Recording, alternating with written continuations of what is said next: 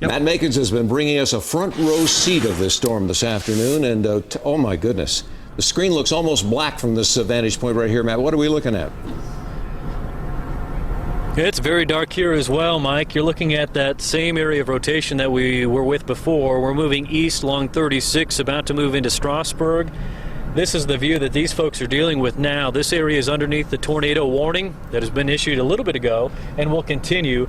The storm has not weakened whatsoever. It's really developed a characteristic or an environment of its own.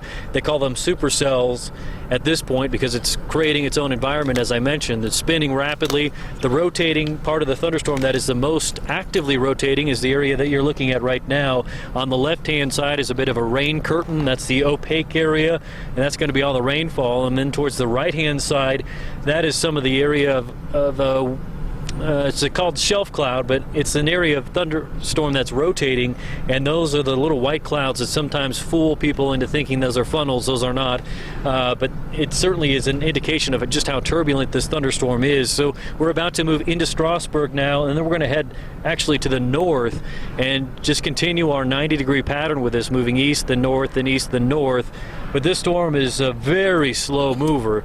It has moved maybe 2 miles in the last 15 minutes or so. It is really crawling along, but it certainly has not impacted its strength whatsoever. But Mike, you described the scene as being very dark.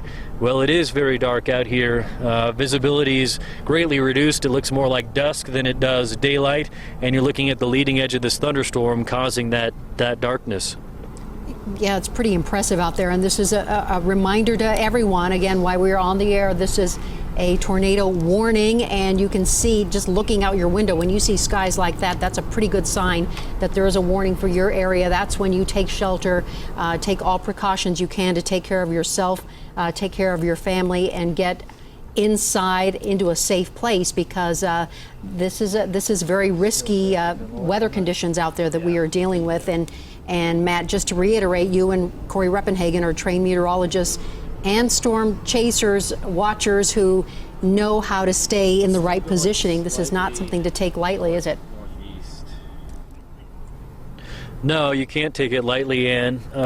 In this case, probably Corey and I would actually be a little bit closer to it, but it's so rain-wrapped around that area of rotation, you cannot allow yourself to get caught in rain, because then your visibility's nothing and you can be caught in a really terrible situation.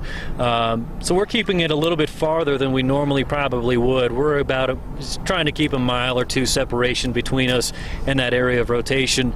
But yeah, you got to be really safe, and this thing was far more visual earlier on today when we were out by Aurora, out by 470. Then it was safer to be that close because you could actually see every element of the storm, but now it's wrapped that rain around itself and become much more tricky. So we're treading a little bit more lightly than we normally would, but again, it's still a good vantage point, as you guys keep pointing out. It's an ominous sky, and certainly it is very ominous out here just east now of Strasburg. We just pulled out of town. You're seeing the clearing of the landscape there. So we're on the leading edge of the storm. We're going to play it pretty safe, a mile or two distance from that rain curtain that's to the left-hand side of the camera lens.